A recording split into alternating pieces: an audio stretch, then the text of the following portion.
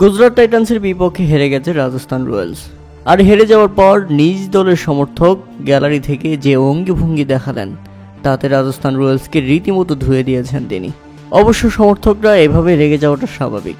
প্রথমে ব্যাটিং করতে নেমে নির্ধারিত 20 ওভারে 6 উইকেট হারিয়ে 217 রানের লড়ুক সংগ্রহ দাঁড় করায় গুজরাট টাইটান্স।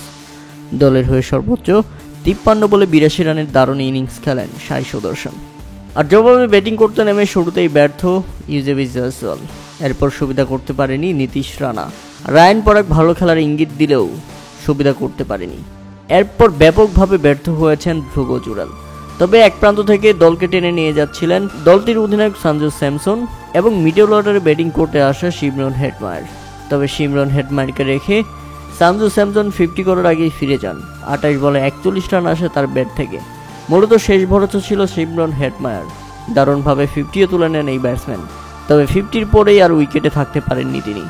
32 বলে 52 রান আসে হেটমায়ারের ব্যাট থেকে।